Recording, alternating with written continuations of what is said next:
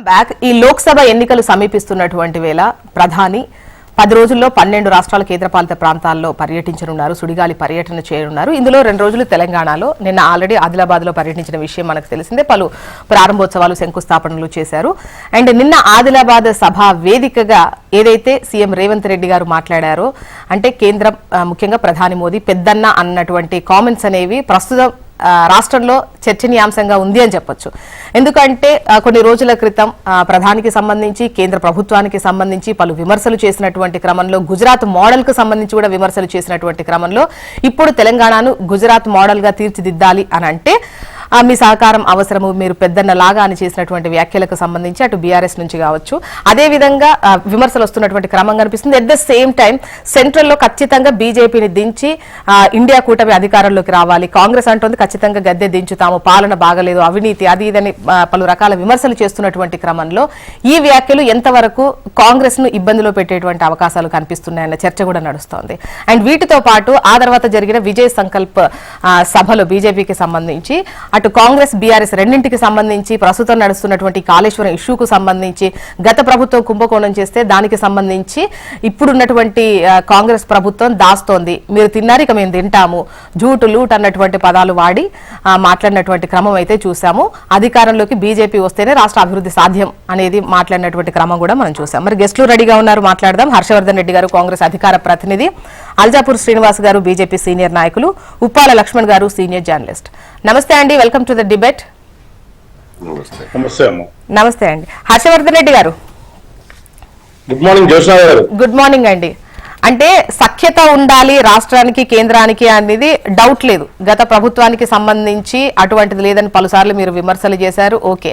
కానీ అది కాస్త ఎక్స్ట్రీమ్ అయి అంటే ముఖ్యంగా కాంగ్రెస్ లైన్ కాస్త దాటే ఎక్కువగా పొగిడారు అనేది అనిపిస్తోంది.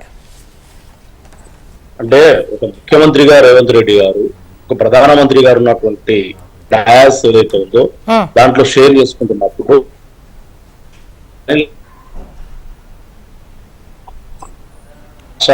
కూడా ప్రధానమంత్రి క్షమించాలి, మళ్ళీ ఒకసారి మాట్లాడరా? యాక్చువల్ గా సమ్ సిగ్నల్ ఇష్యూ ఉన్నట్టుంది, మీ వాయిస్ నాకు సరిగా రాలేదు. హర్షవర్ధన్ రెడ్డి గారు మంత్రిగా వచ్చిన డాష్ షేర్ చేసుకున్నప్పుడు డెఫినెట్ గా ఒక గౌరవమైనటువంటి ముఖ్యమంత్రి వర్యులు, వయసులో చూసినా హోదాలో చూసినా మోడీ గారిది వయసు పెద్దదే, హోదా కూడా చాలా పెద్దగా ఉన్నటువంటి వ్యక్తి. వారిని ఉద్దేశించి మాట్లాడుతూ ఇప్పుడు రాష్ట్రాల ఫెడరల్ వ్యవస్థ ఇది, ఫెడరల్ వ్యవస్థలో ప్రతి రాష్ట్రానికి ఒక ముఖ్యమంత్రి ఉంటే దేశానికి ఒకే ఒక ప్రధానమంత్రి ఉండడం మనకు తెలిసిందే. మరి అటువంటి ప్రధానమంత్రి గారిని పెద్దన్నగా అభివర్ణించడం అనేది తప్పైన విషయంగా మేము భావించట్లేదు. ఎందుకంటే ఇవాళ రాష్ట్రాల అభివృద్ధితో కూడా కేంద్రానికి సంబంధం ఉంటుంది.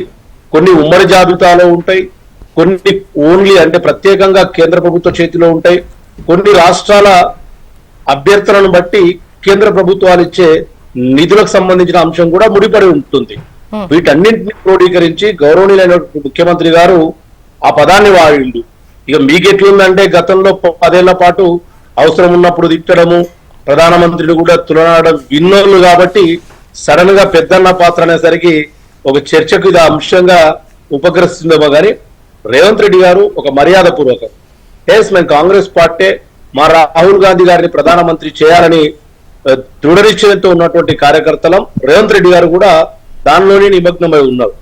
పార్టీ వేరు, ఇక్కడ ముఖ్యమంత్రి ప్రధానమంత్రి అనే హోదాలు వేరు. రాష్ట్ర ప్రజలకు సంబంధించి, దేశ ప్రజలకు సంబంధించి వారున్నప్పుడు మాట్లాడాల్సినటువంటి మాటలే రేవంత్ రెడ్డి గారు మాట్లాడారు. ఇవాళ మార్చి మొదటి వారము, ఏప్రిల్ జూన్ అంటే జూన్ మొదటి వారం వచ్చేసరికి కొత్త ప్రభుత్వం వస్తుంది. కానీ అప్పటిదాకా గౌరవనీయమైనటువంటి ప్రధానమంత్రి హోదాలో మోడీ గారే కొనసాగుతారు కాబట్టి ఆ ప్రధానమంత్రి హోదాకు గౌరవం ఇవ్వడం జరిగింది రేవంత్ రెడ్డి గారు. దీంట్లో తప్పేముందమ్మా? అంటే గుజరాత్ మోడల్, ఆ గుజరాత్ మోడల్ కు సంబంధించి కూడా గతంలో మాట్లాడారు. అంటే గుజరాత్ మోడల్ అంటే ఊళ్ళో ఉన్నోళ్లను తగలబెట్టుడా, బెదిరించి ఇతర రాష్ట్రాలకు సంబంధించిన ప్రాజెక్టులు లాక్కునుడా ఏంటి గుజరాత్. సో ఇప్పుడు ఆ గుజరాత్ మోడల్ కావాలి అని అంటే ప్రధాని గారి సహకారం ఉండాలనేది. అంటే ఈ 3 నెలల వరకు ఈయన తర్వాత వచ్చినా కూడా గుజరాత్ మోడల్ అనేదే కదా. గుజరాత్ మోడల్ అంటే గుజరాత్ రాష్ట్రంలో జరుగుతున్నటువంటి ఆ గాడ్రా ఘటనల నుంచి అనేక అంశాలను కూడా దేశవ్యాప్తంగా నిరసించిండ్రు, దేశవ్యాప్తంగా ప్రశ్నించిండ్రు ప్రతిపక్షాలు కానీ ఇతర పక్షాలు కానీ. అదే మాట్లాడడం జరిగింది. ఇప్పుడు కూడా ఏంటంటే మోడీ గారు కానీ భారతీయ జనతా పార్టీ గారు కానీ పదే పదే గుజరాత్ మోడల్ గురించి ప్రస్తావిస్తే మీరు చెప్పినట్టుగా గుజరాత్ రాష్ట్రం అభివృద్ధి చెందితే అదే మాదిరిగా ఇతర రాష్ట్రాలు కూడా అభివృద్ధి చెందాలి కదా. కాబట్టి తెలంగాణను కూడా అదే మాదిరిగా అభివృద్ధి చేసేటందుకు మీ యొక్క ఆశీర్వాదాలు అవసరం అని ఉండొచ్చు ఒక ముఖ్యమంత్రి. అందుకే నేను ఏమంటున్నా, ఒక కాంగ్రెస్ పార్టీ పిసిసి అధ్యక్షుడిగా మాట్లాడలేవారు, ఒక ముఖ్యమంత్రి గవర్నమెంట్ డయాస్ అది అంటే అఫీషియల్ డయాస్ లో మాట్లాడినప్పుడు వారు ఎంత స్పష్టంగా నిబద్ధతతో మాట్లాడిండ్రు అనేది మనం చూడాలి తప్ప అక్కడ రాజకీయ అంశాలు అయితే ఏమి చోటు చేసుకోలేదు. ఓకే, బాలరాజు గారు బీఆర్ఎస్ సీనియర్ నాయకులు కూడా జాయిన్ అయ్యారు. నమస్తే అండి బాలరాజు గారు. చెప్పండి, ముందుగా అంటే ఈ బడే బాయ్ చోటా బాయ్ కా బడే బాయ్ అన్నటువంటిది బీఆర్ఎస్ ముందుగా విమర్శ చేసింది. అసలు అందులో విమర్శించడానికి ఏముంది? ఇక్కడ రాజకీయం కోణం చూడాల్సినటువంటి అవసరం ఏముంది? రాష్ట్రాలకు కేంద్రానికి సఖ్యత ఉండాలి, ముఖ్యంగా ఇది అధికారిక కార్యక్రమం. ఈ క్రమంలో వెళ్తే తప్పేంటి? దాన్ని ఎందుకు రాజకీయ కోణంలో చూడడం అనేది వాళ్ళు అడుగుతున్న క్వశ్చన్. మేడం, ముందుగా జ్యోత్స్న గారు, మీకు హెచ్ఎంటీవీ ప్రేక్షకులకి ప్యానెల్ పెద్దలకి నమస్కారం. ప్రధానంగా 2-3 అంశాలు ఇవాళ హెచ్ఎంటీవీ ద్వారా డిస్కస్ చేయాలి. గౌరవ ముఖ్యమంత్రిగా ఉన్నటువంటి కేసీఆర్ గారు నాడు ప్రధానమంత్రితో భేటీ అయ్యి ఒకవేళ కేటీఆర్ గారిని ముఖ్యమంత్రి చేద్దాం అనుకుంటే ఎట్లుంటుంది మీ ఆశీర్వాదం కావాలని అడిగితేనేమో మోదీ గారి దగ్గర పోయి మోకరిల్లు, మోదీ గారి దగ్గర పోయి మొత్తం కూడా మాట్లాడి కేసీఆర్ గారు మాట్లాడుతారు. మరి ఈ రోజు కాంగ్రెస్ పార్టీ, బీజేపీ పార్టీ జాతీయ స్థాయిలో భిన్న ధృవాలు. ఒకవైపు వారి యొక్క జాతీయ అధ్యక్షుడు రాహుల్ గాంధీ గారు ఏం మాట్లాడుతున్నారండి? ఈ యొక్క అంబానీ, అదానీలకు ఈ దేశాన్ని తాకట్టు పెట్టినారు, 13 లక్షల కోట్లు దోచిపెట్టినారు మోదీ గారు అని చెప్పేసి వారు మాట్లాడినారు. అదాని మీద విమర్శలు చేయడమేమో రాహుల్ గాంధీ చేస్తా ఉన్నాడు, అదానితో చట్టాపట్టలు వేసుకుని తిరగడం రేవంత్ రెడ్డి చేస్తా ఉన్నాడు. ఇవాళ ఇదే ముఖ్యమంత్రి, ఇదే రేవంత్ రెడ్డి గారు ఏం చెప్పినారండి? అదాని మీ దేశానికి, ఈ రాష్ట్రానికి రానియం, అదాని సంస్థలు ఇక్కడ అడుగుపెట్టనీయం, కాంగ్రెస్ పార్టీ యొక్క విధానం అని చెప్పినారు ఎలక్షన్ సమయంలో. మరి తర్వాత ఏం చేసినారు? అదాని కొడుకు కరుణాదాని వచ్చినాడు, వారికి స్వాగతం పలికినారు, మంచిగా బిర్యానీ పెట్టినారు, పంపించినారు.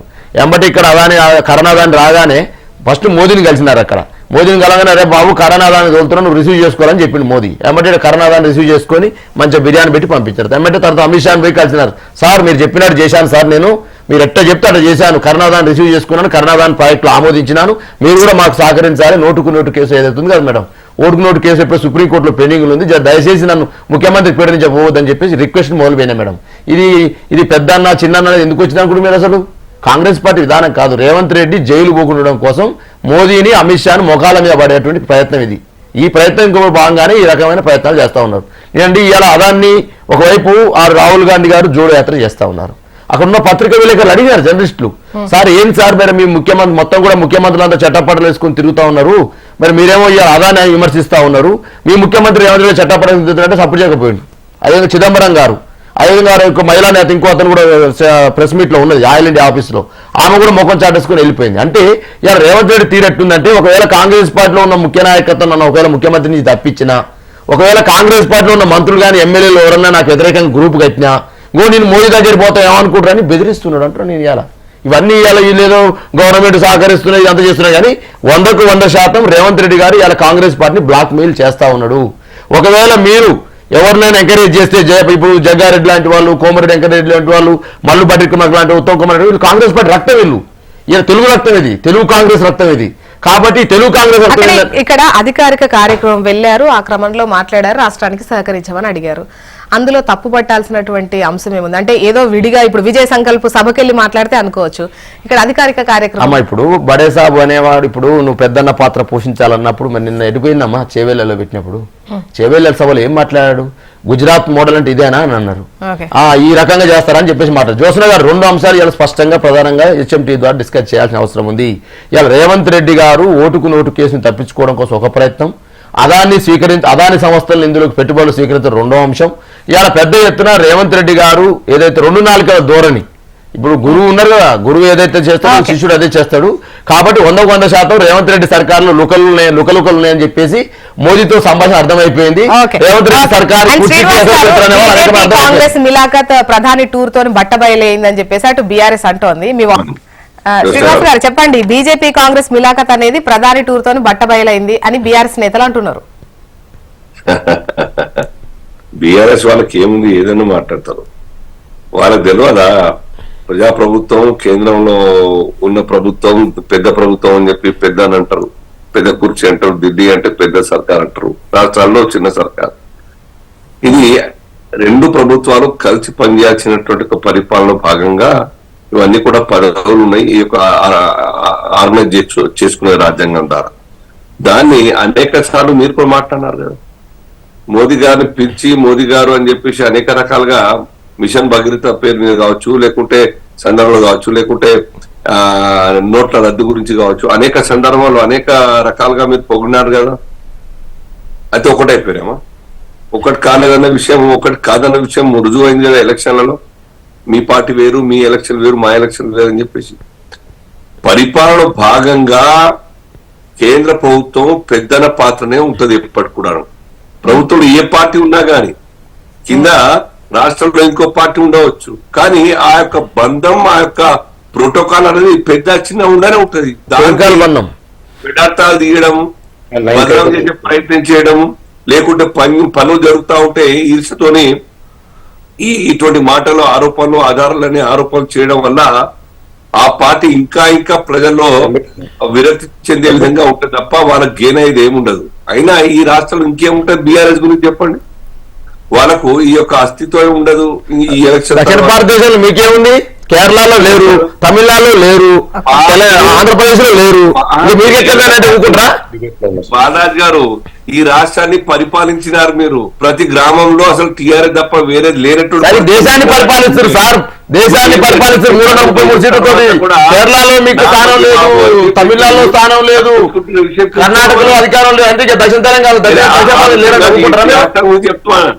ఈ రాష్ట్రం గురించి చెప్తూ మీ పార్టీ ఇంత బలంగా ఉండే ఇవాళ ఎందుకు ఆ 3 మాసాల్లో పడిపోయింది, ప్రజా ఆధారం కోల్పోయింది అనే విషయం కనబడతా ఉన్నది, అర్థమైతే మీకు అది కూడా అర్థం కాకుంటే మనం చేసేది ఏం లేదు. అనౌన్స్ చేసినట్టు టికెట్ల మీద ఆ అభ్యర్థులు నేను పోటీ చేయని చెప్పేసి మీకు కూడా సార్ ఉత్తరప్రదేశ్ లో ఒక ఎంపీ పోటీ చేయనన్నాడు. గౌతమ్ గంభీర్ పోటీ చేయనన్నాడు. అల్జాపూర్ మీరు కూడా సీనియర్ నాయకులు. గౌతమ్ గంభీర్ నేను పోటీ చేయనంటున్నాడు. పవన్ సింగ్ అనేటువంటి కేంద్ర మంత్రి పోటీ చేయనంటున్నాడు. ఉత్తరప్రదేశ్ పోటీ చేయనంటున్నాడు. అంటే మీరు బీజేపీ కారణమైన చెప్పండి మరి. మ్యూట్ చేయాలి. నా టర్న్ ఉన్నప్పుడు నన్ను మాట్లాడి దయచేసి. కాబట్టి రంజిత్ రెడ్డి గారు కావచ్చు, ఇంకెవరు కావచ్చు, ప్రజా జీవితంలో గుర్తు పెట్టుకోండి, పొలిటికల్ పార్టీస్ అహంకారం ఉండదు. ప్యూర్లీ డెమోక్రటిక్ సిస్టమ్ లో మాట్లాడాలి, వ్యవహరించాలి. సో ప్రజల కోసం పనిచేసేటప్పుడు ప్రభుత్వాలతో సఖ్యతతో ఉండడం, ఆ విషయం రేవంత్ రెడ్డి గారు మాట్లాడు తప్ప వారు ఏం చెప్పినారు? మా రాష్ట్రం మీద మంచి ఉద్దేశంతో మాకు సపోర్ట్ చేయండి, ఈ యొక్క రాష్ట్ర డెవలప్మెంట్ కోసం చెప్పినారు తప్ప రేవంత్ రెడ్డి గారు ఇంటికి లేకుండా ఆయన ఆస్తులు లేకుండా ఆయన వ్యక్తులకు సపోర్ట్ చేయమని చెప్పినారా? ఇది అర్థం చేసుకోవాలి దయచేసి. రాష్ట్రంలో ఏమైనా ఇష్యూస్ కేంద్ర ప్రభుత్వం దృష్టికి తీసుకెళ్తే వాటి మీద మంచి హృదయంతో మాకు సపోర్ట్ చేయండి, డెవలప్మెంట్ కోసం అడుగుతారు ఎక్కడైనా. అది పద్ధతి, అది మర్యాద, బాధ్యత కూడా. కేటీఆర్ గురించి అడిగితే అది పద్ధతి కాకుండా పోయింది. ఒక పెద్దన్న పాత్రగా వ్యవహరిస్తున్న మోదీని కేటీఆర్ అదే తప్పటని చెప్పండి. మీరు విమర్శించరు. ఇప్పుడు నేను నా కొడుకు రేపు రాజకీయాలకు వచ్చిన అనుకోండి, స్థిరంగా పెద్ద మనసుతో ఆచరించని చెప్తా. తప్పైతుందా? మీరు ఎట్లా తప్పట్టు దాన్ని? బీజేపీ తప్పట్టింది, కాంగ్రెస్ తప్పట్టింది. మీరు విషయము ప్రభుత్వాల మధ్య చెప్తున్నాను నేను. ప్రభుత్వాల మధ్య ఉండాల్సిన బంధాలు వ్యవహారికము తప్పనిసరి అవసరం. పంతాలకు పోయి ఒక ముఖ్యమంత్రి ఢిల్లీకి పోయి ధర్నా చేసి కూడా ఏంది వట్టిగా ఒక ఫ్లోటింగ్ కామెంట్ చేసి, ఫ్లోటింగ్ డిమాండ్ చేసి మాకు అది కావాలా ఇది కావాలా అడిగినా నాకు ఇవ్వలే అంటే అదేంది? కేరళ సీఎం ధర్నా చేయలేడా? కేరళ సీఎం చేయలేడా ధర్నా? పనులు తీసుకునే పద్ధతి పాటిస్తే ఈ రాష్ట్రానికి డెవలప్మెంట్ కోసం కనబడుతుంది తప్ప పంతాలకు పోయి ఏదో కామెంట్ చేయాలి, నేను అడిగినా ఇవ్వలే అని చెప్పి చెప్పడం వల్ల ప్రభుత్వాలు పనిచేసినట్టు కాదు. బాలాజీ గారు గుర్తుపెట్టుకోండి, చాలా రెస్పాన్సిబిలిటీతో వ్యవహరించాలి. ప్రభుత్వాల మధ్య ఉండే ఆ యొక్క వ్యవహారికం ద్వారానే రాష్ట్రంలో కానీ కేంద్రంలో పనులు అయితే అనే విషయం గుర్తుపెట్టుకోండి. ప్రతిసారి రాజకీయాల్ని జోడించి మీరు మాట్లాడుతూ ఉంటే ఈ యొక్క డెవలప్మెంట్ అనేక పెండింగ్ లో ఉన్నాయి ఈ యొక్క రాష్ట్రంలో. శ్రీనివాస్ గారు ఎందుకైతే చెప్పండి. అంటే లక్ష్మణ్ గారు మీరు చెప్పండి ఈ వ్యాఖ్యలకు సంబంధించి. అంటే దీనికి పొలిటికల్ టచ్ కూడా వచ్చింది. అండ్ ఇంకొకటి ఏంటి అంటే ఇప్పుడు ఇండియా కూటమికి సంబంధించి ఎఫెక్ట్ పడే ఛాన్స్ ఉంటది గతంలో కూడా. అంటే ఇటువంటి వ్యాఖ్యలు చేయడం వల్ల ముఖ్యంగా ఆ సెంట్రల్ అనొచ్చు, లేదంటే బీజేపీకి సంబంధించి పొగిడిన సందర్భాల్లో కూడా ముఖ్యంగా ఇండియా కూటమికి, మరోవైపు ముఖ్యంగా కాంగ్రెస్ కు సంబంధించి ఇబ్బందికర పరిస్థితులు ఉండే ఛాన్సెస్ ఉన్నాయని ఒకవైపు, మరోవైపు రాష్ట్రాలకు కేంద్రానికి సఖ్యత ఉండాలి, అందులో భాగమే ఇప్పుడు ఈ మాటలు అనేది ఒకటి. మీ వర్షన్ చెప్పండి, మీ అభిప్రాయం చెప్పండి. నిన్న జరిగినటువంటి కార్యక్రమము అధికారిక కార్యక్రమంలో ముఖ్యమంత్రి గారు, ప్రధానమంత్రి గారు పాల్గొన్నారు. అనేక శంకుస్థాపనలు కార్యక్రమాలు జరిగాయి. దాని తర్వాత పార్టీకి సంబంధించిన ఇంకొక సమావేశంలో ప్రధానమంత్రి గారు మాట్లాడారు, అది వేరే అంశం. అధికారిక కార్యక్రమంలో మాట్లాడినప్పుడు గత ముఖ్యమంత్రిని కంపేర్ చేసుకున్నప్పుడు ప్రస్తుత ముఖ్యమంత్రి కేంద్రంతో సఖ్యతగానే ఉండాలి, ఉంటే తప్ప రాష్ట్ర అభివృద్ధి ముందుకు వెళ్ళదు అనేటువంటి అభిప్రాయం ఆయనకుంది. అది అందులో తప్పు లేదు. కాకపోతే ఏంటంటే గుజరాత్ లాగా తెలంగాణ కూడా అభివృద్ధి చెందాలి అంటే కేంద్ర ప్రభుత్వం సహకరించాలి. దానికి ఆయన కోరారు కదా, మూసీ నదికి ప్రాజెక్టుకు నిధులు ఇవ్వాలి, అలాగే మెట్రో ప్రాజెక్టులకు నిధులు ఇవ్వాలి, అలాగే ఇరిగేషన్ ప్రాజెక్టులకు నిధులు ఇవ్వాలి అని. ఇవన్నీ కేంద్రము సహాయం చేయకపోతే రాష్ట్రం వలన జరిగేటువంటి ప్రాజెక్టులు కాదు. కేంద్రంతో సఖ్యత లేకుండా ఉంటే ఏ విధంగా సాధ్యమవుతుంది? సాధ్యం కాదు కదా. అది గత ముఖ్యమంత్రి మొదట సఖ్యతగానే మొదటి 5 సంవత్సరాలు ఉన్నటువంటి సఖ్యత రెండో టర్మ్ లోనూ ఆ సఖ్యత లేదు. అది అనేక కారణాలు ఉన్నాయి దానికి. అది రాజకీయ కోణంలో చూడాల్సినటువంటి అవసరం అయితే లేదు. నిన్న మీరు గుజరాత్ మోడల్ లాగా తెలంగాణ అభివృద్ధి చెందాలంటే ఒక పెద్దన్న పాత్ర పోషించి మాకు సహాయం చేయాలి అనే ధోరణిలో ఆయన మాట్లాడాడు. సరే, ఇప్పుడు బీఆర్ఎస్ పార్టీ వాళ్ళు కానీ ఇతర పార్టీ వాళ్ళు కానీ ఊహించుకోవచ్చు రకరకాలుగా. వాళ్ళ ఎన్నికల ముందు కూడా కాంగ్రెస్ బీజేపీ ఒకటే అండర్స్టాండింగ్ ఉంది అని వాళ్ళు చెప్పడం, కాంగ్రెస్ లేమో బీఆర్ఎస్ కు బీజేపీకి అండర్స్టాండింగ్ ఉందని వాళ్ళు చెప్పడం మనం చూసాం. ఇప్పుడు కూడా మళ్ళీ ఎన్నికలు వస్తున్నాయి కాబట్టి ఎన్నికలు దృష్టిలో పెట్టుకొని ఆరోపణలు చేసుకోవడం సహజము, చేసుకోనివ్వండి. కాకపోతే ఏంటంటే ముఖ్యమంత్రి ఏదైతే తన తీరు ఏదైతే ఉందో అది ఖచ్చితంగా అభినందించాల్సిన అంశం. ఎందుకు ఖచ్చితంగా దిగుతారు? ఇప్పుడు రాజస్థాన్ లో కాంగ్రెస్ పార్టీ ఉండే మొన్నటి వరకు అక్కడ ముఖ్యమంత్రి నరేంద్ర మోడీ గారితో లేదంటే కేంద్ర బీజేపీ నాయకత్వంతో ఘర్షణ దిగలాయన 5 సంవత్సరాలు. ఎక్కడ దిగండి చూపండి. మరి అక్కడ మనకు పరిపాలన చేసేటప్పుడు ఫెడరల్ సిస్టమ్ లో కేంద్రం నుంచి అనేక రాయితీలు కానీ లేకపోతే నిధులు కానీ రావాలి అంటే రాష్ట్రము కేంద్రము ఇంటరాక్ట్ అవుతూ ఇప్పుడు వెళ్ళి ప్రధానమంత్రి గారు కలుసుకొని రిక్వెస్ట్ చేసుకుంటే ఎందుకైనా ముఖ్యమంత్రి అవుతున్న ప్రధానమంత్రి గారి అపాయింట్మెంట్ కోరి వెళ్ళి కలిసి వచ్చాడా లేదా రేవంత్ రెడ్డి గారు? ఓకే, ఫేవర్ ఉందేమో ప్రధానమంత్రి గారికి అని అనుకున్నాము. కేంద్ర రాష్ట్ర ప్రభుత్వాల రిలేషన్స్ లో ఫేవర్ ఉండొచ్చేమో, కానీ రాజకీయంగా ఎందుకుంటుంది? అదే పక్కన జరిగినటువంటి మీటింగ్ లో ఆయన కాళేశ్వరం ప్రాజెక్టు నిధుల దుర్వినియోగంలో కాంగ్రెస్ పార్టీ ఉదారంగా పోతున్నది, సరిగా చర్యలు తీసుకోలే అన్నాడా లేదా? ప్రధానమంత్రి విమర్శించారు కదా. మరి దాన్ని ఏమన్నది? అది ఇష్యూ వేరు, ఇది వేరు. సరే, ఉంది అనుకున్నాము. ఇప్పుడు ఒక అండర్స్టాండింగ్ వచ్చారు, ఏదో ఉంది. ఎన్నికల ముందు, గత అసెంబ్లీ ఎన్నికల ముందు కూడా ఏదో ఉంది, ఇప్పుడు కూడా ఉంటుంది అంటే రాజకీయాలు ఏది జరగదు, ఏది ఉండదని చెప్పడానికి లేదమ్మా. కాంగ్రెస్ పార్టీనా లేకపోతే బీజేపీ పార్టీనా వ్యతిరేకం ఇవన్నీ కాదమ్మా. కాళేశ్వరానికి సంబంధించి ప్రధాని చేసినటువంటి వ్యాఖ్యల పైన కూడా మాట్లాడదామండి. ఒకవైపు గత ప్రభుత్వం కుంభకోణం చేస్తే కాంగ్రెస్ దాన్ని దాచిపెడుతోంది, మీరు తిన్నాం మేము తింటాము, అబద్ధాలు దోపిడీ అని మాట్లాడినటువంటి పరిస్థితి ఉంది.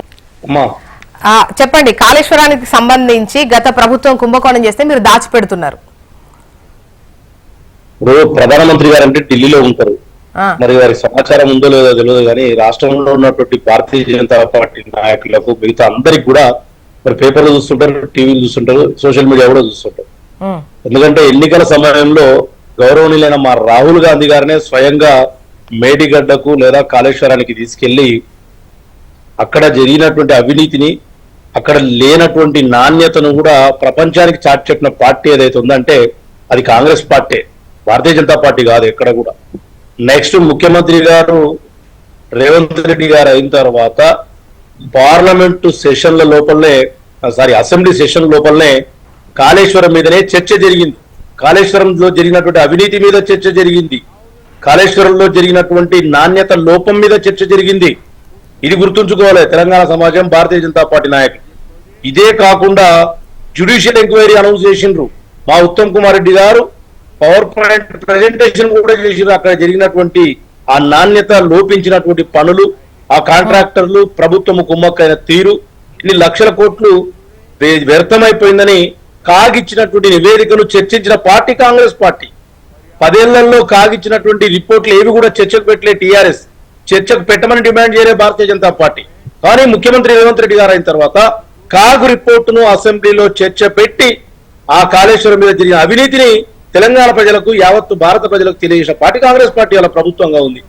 ఇదే కాకుండా జోష్న గారు స్వయంగా ముఖ్యమంత్రి గారు, ఆయన బయట రాంగ్, నాకు డేట్ జ్ఞప్తికి కానీ 6వ తారీఖు అనుకుంటా, స్వయంగా ముఖ్యమంత్రి గారే ఒక 4-5 బస్సులను పెట్టి Telangana print and electronic media వాళ్లకు అండ్ 64 మంది మా కాంగ్రెస్ పార్టీ ఎమ్మెల్యేలు ఇంక్లూడింగ్ ముఖ్యమంత్రితో పాటు ఇంకొక ఎమ్మెల్యేను కూడా తీసుకెళ్లిండు మేడిగడ్డకు, కాళేశ్వరానికి. వారు తీసుకెళ్లే క్రమంలో ఇతర పార్టీ ఎమ్మెల్యేలకు, అది భారతీయ జనతా పార్టీకి, ఎంఐఎం కు, టీఆర్ఎస్ ఎమ్మెల్యేలకు కూడా ఆహ్వానం పంపించిండు. అయ్యా బాబు, మన తెలంగాణలో అత్యంత అవినీతి జరిగిన ప్రాజెక్టులు చూద్దాం రండి, మీరు కూడా సలహాలు ఇద్దరు, మీరు కూడా మాతో కలిసి రండి ఈ పోరాటంలో అని చెప్తే ఒక బీజేపీ ఎమ్మెల్యే వెళ్ళలేదు, ఒక టీఆర్ఎస్ ఎమ్మెల్యే వెళ్ళలేదు, ఒక ఎంఐఎం ఎమ్మెల్యే వెళ్ళలేదు. కానీ వారు ఏం మాట్లాడుతున్నారంటే కాళేశ్వరం అప్పుడు మీరు విన్నారు, ఇప్పుడు మేము వింటాం. ఎందుకండి ఇవన్నీ మాటలు? ఇంత చిత్తశుద్ధి ఒక నెల లోపలనే కాళేశ్వరం మీద కాంగ్రెస్ పార్టీ ప్రభుత్వం తీసుకుంటున్న చర్యలను పొగడకుంటే పోతుంది. కనీసం గమ్ముననే ఉండండి. జ్యుడిషియల్ ఎంక్వైరీ జరుగుతుంది, అక్కడ కమిటీలు వేసిండ్రు, అఫీషియల్ అంతా కూడా ఇవాళ నేను రోజు సెక్రటరీలో తిరుగుతున్నాను జోష్నా గారు. నేను ఉత్తమ్ కుమార్ రెడ్డి గారి ఛాంబర్ కి ఎప్పుడు వెళ్ళినా నీటిపారుదల శాఖ నిపుణులంతా కూడా ఇవాళ ఉత్తమ్ గారితో డే టు డే రిపోర్ట్ ఇస్తున్నటువంటి క్రమం. ఓకే, ఎట్లా చెప్తారండి? మోడీ గారి చేత బాలరాజు గారు ఇప్పుడు వాళ్ళు దాస్తున్నారంటే గతంది మీది కుంభకోణం. ఇప్పుడు మేడం జ్యోత్స్న గారు 2 అంశాలు ప్రధానంగా, మేము కూడా మొన్న రీసెంట్ గా వెళ్ళాం మేడిగడ్డకి వెళ్ళి. జ్యోత్స్న గారు మీరు ఎట్లా అంటున్నారు? మేము దాస్తున్నామా చెప్పండి.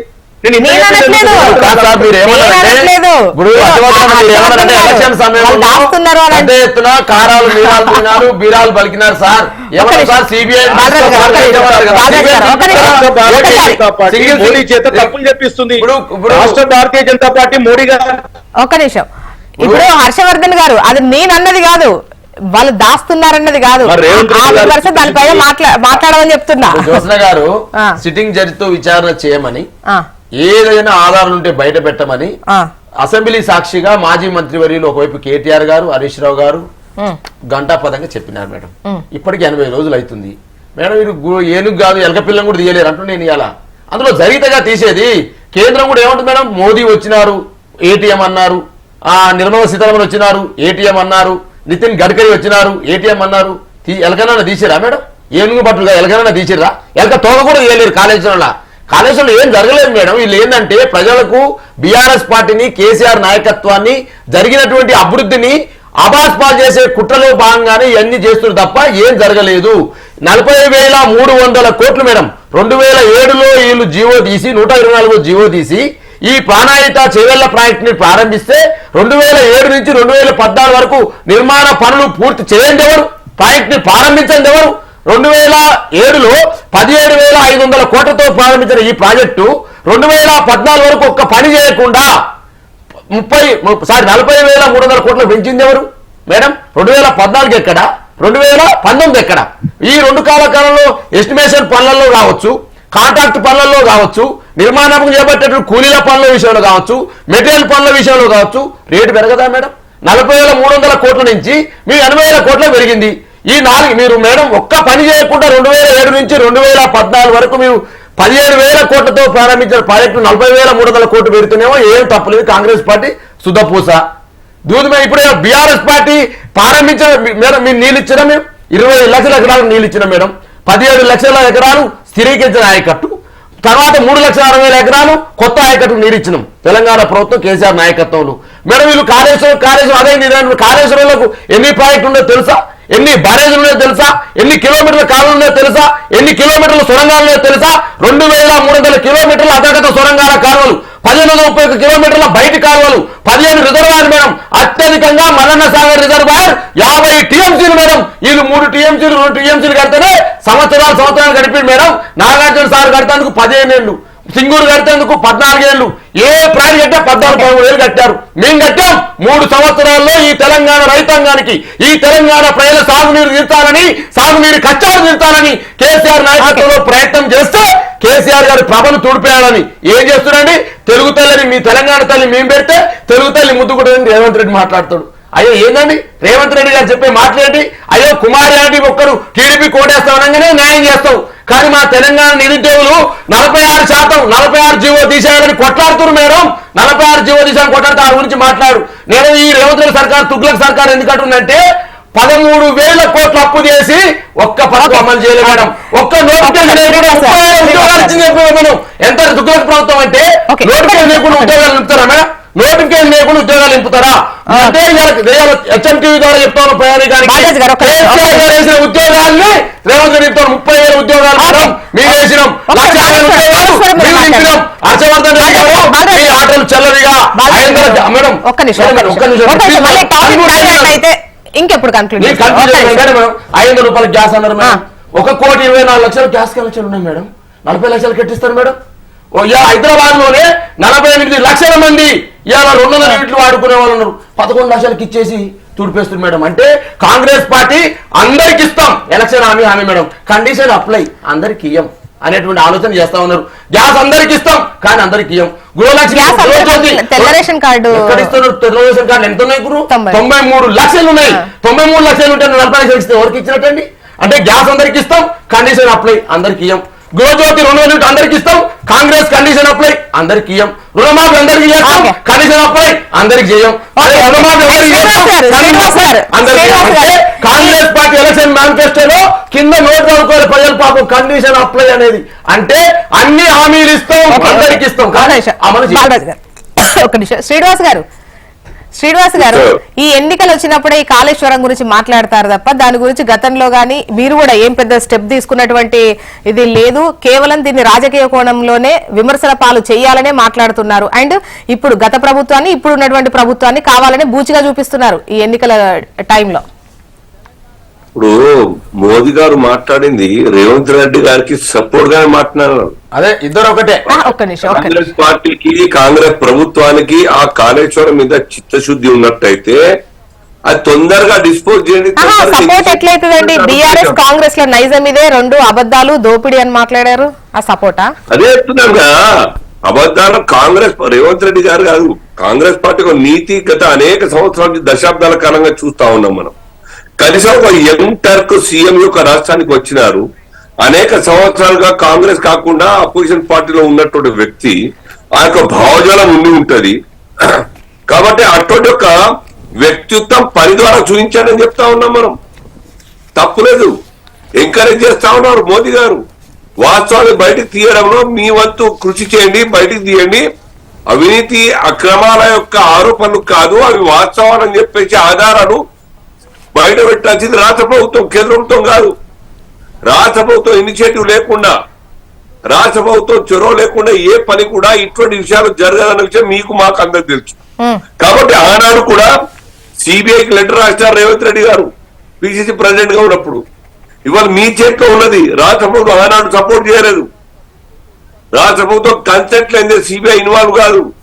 ఈ రాష్ట్రంలో రావాలంటే మరి ఈ యొక్క సర్కారే ఉన్నది కదా. కానీ సిబిఐ అయితే మళ్ళీ అది మీ చేతిలో ఉంటేనే సిట్టింగ్ జడ్జి తోని విచారణ జరిపిస్తాం అంటున్నారు వాళ్ళు. సిట్టింగ్ జడ్జి ద్వారా మేము ఇవ్వడం కుదరదు అని చెప్పి హైకోర్టు చెప్పిన తర్వాత ఇక మిగిలిందే కూడా చెప్పండి. సో సిబిఐ ఆల్టర్నేటివ్ గా ఉన్నది, సిబిఐ ఇవ్వాలని మీరు కోరండి. పాత లెటర్నే రివర్స్ చేయండి, మీరు కొత్తగా ఫ్రెష్ రాసి ఇనిషియేటివ్ తీసుకోండి. లేదా మీ ద్వారా జరిగినటువంటి ఒక విజిలెన్స్ ద్వారా కావచ్చు, లేకుంటే ఇంకేమైనా డిపార్ట్మెంట్ దొరకవచ్చు, ఎంక్వైరీ చేయించి ప్రైమా బేసిగా ఉన్నట్టు మా ఆధారాలు దొరికిన తర్వాత మళ్ళీ అప్రాయణ మన సిబిఐకి ఫర్దర్ ఇన్వెస్టిగేషన్. ఇది మంచి పని కదా. కాంగ్రెస్ కూడా ఒకటి అంటుందండి, అంటే ఈ కాళేశ్వరం ప్రాజెక్టు కట్టడానికి వచ్చిన అనుమతులు కావచ్చు, దానికి కావాల్సినటువంటి ఫైనాన్షియల్ సపోర్ట్ కావచ్చు, సెంట్రల్ లేకుండా వచ్చినటువంటి సిచ్యువేషన్ ఉండదు. ఆ టైంలో గమ్మునుండి ఇప్పుడు మాత్రం కాంగ్రెస్ విచారణ జరిపించట్లేదు అది ఇది అని చెప్పేసి మీరు మాట్లాడడం కరెక్టేనా? ప్రొసీజర్ ప్రకారంగా అప్లికేషన్ లో ఉండాల్సిన అన్ని కూడా డ్యూ ప్రాసెస్ ఆఫ్ లా ప్రకారం అప్లై చేసి ఉంటారు. దాని ఆధారంగానే అధికారులందరూ ఓకే చేసి క్లియరెన్సెస్ ఇచ్చి ఉంటారు. కానీ ప్రాక్టికల్ గా గ్రౌండ్ లో ఆ యొక్క అమలు డీప్ గా స్టడీ చేసినట్టయితే అక్రమాలు లేకుంటే ఫ్యాబ్రికేషన్స్ ఇవన్నీ కూడా జరిగి ఉంటాయి. అది బయటకు తీయాల్సింది రాష్ట్ర ప్రభుత్వం. మీరు కాదు అన్నప్పుడు సిబిఐకి రాయండి. ఇప్పుడు 3 నెలలు ఒక లెటర్ 3 నిమిషాల్లో రాయొచ్చు. ఆ లెటర్ రాసి మీరు ఇన్వాల్వ్ చేయండి, మీకు కూడా బాధ్యత మంచి పేరు వస్తుంది కదా. రాష్ట్ర ప్రభుత్వ ఖజానాకు గండి కొట్టేటువంటి అధికారుల వెనుక ఉన్నటువంటి ఒక ప్రభుత్వ పెద్దల అవన్నీ కూడా వాస్తవాలు బయటకు వస్తే మీకు పేరు వస్తుంది. చెప్పండి, అంటే ఇప్పుడు కాంగ్రెస్ కాళేశ్వరంలో అవినీతి జరిగింది, దోపిడీ జరిగింది, ఖచ్చితంగా దాని పట్ల ఇన్వెస్టిగేషన్కి వెళ్తామని చెప్తున్నారు. ఇప్పుడు ఒక కమిటీని కూడా వేశారు, ఏంటి మరమ్మతులు అవుతుందా లేదా అంటే వాళ్ళు క్లియర్ గానే ఉన్నారు. అంటే అసెంబ్లీ వేదికగా కూడా కాగ్ రిపోర్ట్స్ అది వినిపించారు, పవర్ పాయింట్ ప్రెజెంటేషన్లు ఇస్తున్నారు. ఈవెన్ బీజేపీ కూడా ఉంటుంది కుంభకోణం జరిగింది అని చెప్పేసి. మేడం ఇప్పుడు అనేక సంవత్సరాలుగా అదే మాట్లాడుతారు. 10 సంవత్సరాల నుంచి మేము ఏదైతే 16 నుంచి ప్రారంభించినామో కాళేశ్వరాన్ని, ఆ రోజు నుంచి ఈ రోజు వరకు 7 ఏళ్ళుగా అదే మాట మాట్లాడుతుంది కేంద్రం. ఒక్కటన్నా తేల్చిర్రా? ఇలా కాంగ్రెస్ పార్టీ ఎలక్షన్ సమయంలో మస్తు చెప్పింది మాటలు. సిబిఐని వెల్కమ్ చేయండి, విచారణ చేయండి అని చెప్తున్నా మేము కూడా. అసెంబ్లీ సాక్షిగానే మా మాజీ మంత్రులు చెప్పినని చెప్తున్నా నేను కూడా. కాబట్టి మేడం ఇలా పెద్దన్న చిన్న ఒకటైంది మేడం, పెద్దన్న చిన్న ఒకటై రేవంత్ రెడ్డి ప్రధానమంత్రి మోదీ ఒకటై తెలంగాణలో బీఆర్ఎస్ పార్టీ కథం చేయాలని ఆలోచన చేస్తా ఉన్నారు. హెచ్ఎండి చూస్తున్న ప్రయాణికని చెప్తా ఉన్నా. ఎలక్షన్ సభలో చెప్పారు కదా బీజేపీ బీఆర్ఎస్ ఒకటని. ఇలా అర్థమైందా ప్రజలారా? మీ ప్రజలు విజ్ఞప్తి చేతులు చెప్తాను, పెద్దన్న చిన్న ఒకటే. కాబట్టి ఇలా బీఆర్ఎస్ ని ఆగం చేయాలని చూస్తా ఉన్నారు. కాబట్టి బీఆర్ఎస్ ఆగం అయితే ఎవరికి నష్టం? తెలంగాణకు నష్టం, తెలంగాణకు భాషకు నష్టం, తెలంగాణ యాస నష్టం. కాబట్టి బీఆర్ఎస్ పార్టీని పార్లమెంట్ ఎలక్షన్స్ లో ఈ 2 పార్టీల యొక్క వైఖరి చూసి మాకు గెలిపించాలని విజ్ఞప్తి చేస్తా ఉన్నాం. ఓకే, థ్యాంక్ యూ బాలరాజు గారు. లక్ష్మణ్ గారు లక్ష్మణ్ గారు మీరే చెప్పాలి. అంటే ఈ కాళేశ్వరానికి సంబంధించి అవినీతి అని గత కొన్నేళ్లుగా వింటూనే ఉన్నాము. అండ్ ఈ క్రమంలో విచారణకు సంబంధించి యాక్సెస్ ఇవ్వట్లేదు. ఒకవైపు విచారణకు సిద్ధం, అందరూ సిద్ధం అంటున్నారు, కానీ విచారణ అనేది కనిపించట్లేదు. దీనిపై మీ అభిప్రాయం ఏంటి? ఇప్పుడు ప్రాజెక్టు నిర్మాణాలు సాంకేతిక పరంగా ఉన్న అంశం వేరు, అవినీతి అంశం వేరు. ఎందుకు కుంగిపోయింది, దాని విచారణ టెక్నికల్ గా ఎవరు బాధ్యులు, అందులో ఏమన్నా నాసిరకం పనులు జరిగాయా, బట్ అవినీతి ఇప్పుడు అవినీతి మీదనే ఎక్కువ ఫోకస్ అయింది మొదటి నుంచి. అంటే ప్రతిపక్షంలో ఉన్న కాంగ్రెస్ పార్టీ అప్పట్లో 30% కమిషన్ తీసుకుంటున్నారు, పెద్ద ఎత్తున అవినీతి జరుగుతున్నది ప్రాజెక్ట్ లో అని ఆరోపణలు చేశారు. సిబిఐ కూడా లేఖ రాశారు. మరి 30% కమిషన్ తీసుకున్నారు, అవినీతి జరిగింది అని అన్నటువంటి కాంగ్రెస్ పార్టీ నాయకులు ఇవాళ వాళ్ళ అధికారం లేకొచ్చారు. వచ్చిన తర్వాత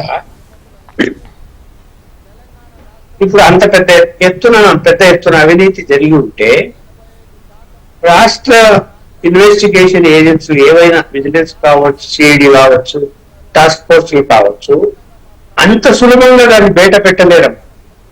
ఎందుకంటే ఈ డబ్బుతో కూడుకున్న పని చాలా డీప్ గా ఇన్వెస్టిగేషన్ చేయాలా, ఎక్కడైనా మనీ లాండరింగ్ జరిగిందా అనేది కనిపెట్టాలా, ఎన్ని చేయాలి అంటే కేంద్ర ఏజెన్సీలే చేయగలుగుతాయి.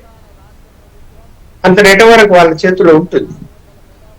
కేంద్రానికి ఇవ్వాలి అనేటువంటి దాని మీద గత ప్రభుత్వం ఏం చేసింది, అసలు సిబిఐ ఎంటర్ కాకూడదని జీవో ఇచ్చేసింది. ఇప్పుడు సిబిఐ ఎంటర్ కావాలంటే రాష్ట్ర ప్రభుత్వము సిబిఐకి లేఖ రాయాలి, ఇది మీరు ఈ కేసు టేకప్ చేయండి. లేదంటే ఎవరైనా కోర్టులో కేసు వేస్తే కోర్టు ఆర్డర్ ఇవ్వాలి ఇన్వెస్టిగేషన్ చేయమని సిబిఐకి.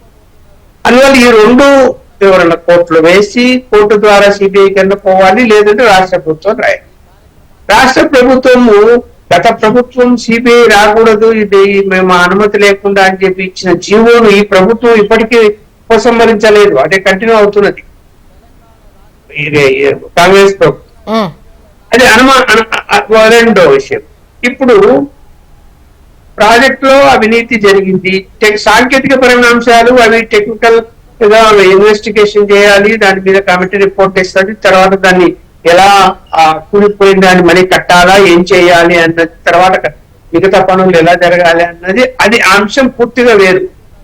అవినీతి జరిగిందని ఎట్లా నిరూపిస్తారు చెప్తారు. ఇప్పుడు బీఆర్ఎస్ మిత్రులు అంటున్నట్టు ఎక్కడ జరిగింది నిజాలు నిరూపిస్తారు.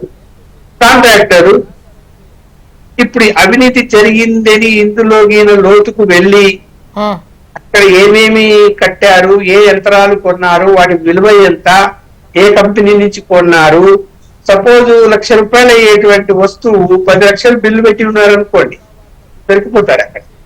దొరికిపోయినప్పుడు ఎవరు దొరుకుతారు అక్కడ? కాంట్రాక్టర్ దొరుకుతారు. కాంట్రాక్టర్ ఏమయ్యా ₹1,00,000 వస్తువుకు నువ్వు 10 లక్షలు బిల్లు పెట్టావు, 9 లక్షలు నీ దగ్గర ఎందుకు రికవరీ చేయదు? కాంట్రాక్టర్ రాజకీయ నాయకులకు ఇచ్చుంటాడు డబ్బులన్నీ, బ్లాక్ మనీ కదంతా ఇచ్చేసినాడు. ఇచ్చినప్పుడు రాజకీయ నాయకులు దొరకాలి. ఎవరు దొరకాలా? రాజకీయ నాయకులు కాంట్రాక్టర్ తో పాటు రాజకీయ నాయకులు రాజకీయ నాయకులు దొరకాలి అంటే పెద్ద ఎత్తున ఇన్వెస్టిగేషన్ జరగాలి కదా. దానికి ఏమన్నా ఆలోచన చేస్తుందా ఈ ప్రభుత్వం? అంటే ఏం చేయడం లేదు. సరే, ఎన్నికలు వస్తున్నాయి కాబట్టి ఇప్పుడు దాన్ని పెద్ద ఎత్తున దుమారం నేర్పితే బీఆర్ఎస్ పార్టీకి సింపతి వస్తుందేమో, లేని ఇష్యూ అవుతుంది. పార్లమెంట్ ఎన్నికలు అయిపోయే తర్వాత ఏదైనా సీరియస్ గా ముందుకు వెళ్దామని అనుకుంటున్నారేమో తెలియదు.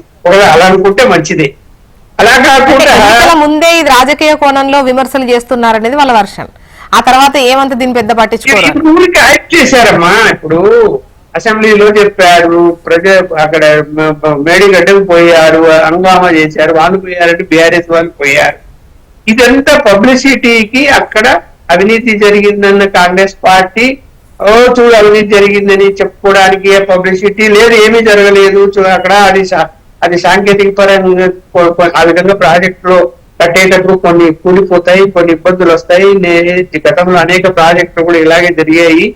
ఇది అది టెక్నికల్ గా ఒక్కోసారి కనిపెట్టలేక, అంటే ఇసుక మేటలు ఎలా లోపల ఎంతవరకు పోవాలి అనే దాని మీద కూడా ఏం చెప్తున్నారు. నా పాయింట్ ఒకటే, అవినీతి ఎలా నిరూపించాలి? ఇక్కడ రాష్ట్ర ప్రభుత్వం ఇన్వెస్టిగేషన్ అంటే ఏసీబీ అన్నా దాని కేసు కట్టాలి, ఇన్వెస్టిగేషన్ చేయాలి. ఏమయ్యి కాంట్రాక్టర్ సొమ్ము ఎక్కడ? ఇప్పుడు 10 లక్షలు ఇందాక చెప్పేదా, 10 లక్షలు బిల్లు ఇచ్చుంటే ఈ 9 లక్షలు ఏమైంది? కాంట్రాక్టర్ నువ్వు తీసుకున్నావా, ఏం చేశావు అంటే, కాంట్రాక్టరు నేను తీసుకున్నాను అంటే కాంట్రాక్టర్ మీద కేసు బుక్ లోపలికి పోతాడు, రికవరీ వేస్తాడు. ఆయన రాజకీయానికి ఇచ్చారంటే ఆధారాలు కావాలా? ఆధారాలు ఎక్కడి నుంచి దొరుకుతాయి? ఏదైనా ఒకవేళ పెద్ద ఎత్తున మొత్తము ఆ కాంట్రాక్ట్ అంటే ఇప్పుడు ఈ కాళేశ్వరం దానికి మరి విచారణకు ఏది కరెక్ట్ ఆప్షన్ అండి? అసలు ఇస్ ఇట్ పాసిబుల్? ఇది కేవలం విమర్శల వరకే మిగిలిపోతుందా? 1000 కోట్లు ఖర్చు పెట్టారు, 1,00,000 కోట్ల పైన. అవినీతి 30% జరిగింది అని కాంగ్రెస్ పార్టీ వాదన చేస్తున్నప్పుడు అవినీతి మీద విచారణ జరగాలి అంటే సిబిఐ ఈడీలు రావాలి తప్ప, లేదంటే ఏసీబీ చేయాలి తప్ప, ఏసీబీ వల్ల కూడా సాధ్యం కాదు సులభంగా. ఎందుకంటే మనీ లాండరింగ్ కనిపెట్టాలి అంటే ఏసీబీ వల్ల కూడా సాధ్యం కాదు. ఎందుకంటే central agency, reserve bank system అన్ని ఓపెన్ కావాలి. ఇప్పుడు ఎలా ఉంటుంది మనీ లాండరింగ్? ఇప్పుడు పెద్ద ఎత్తున మనీ ఇవ్వాలి అంటే క్యాష్ తీసి ఇవ్వాలి. ఖచ్చితంగా ఏదో కంపెనీకి ఒక వస్తువులు కొనుక్కున్నట్టు ఆ కంపెనీకి వెళ్ళిపోతాయి, ఆ కంపెనీ నుంచి ఇంకొక వెళ్ళిపోతాయి. ఇప్పుడు సింగపూర్ పోతాయి, అక్కడేదో వస్తువులు కొన్నాడు, అక్కడి నుంచి ఇంకొకరు పోతాయి.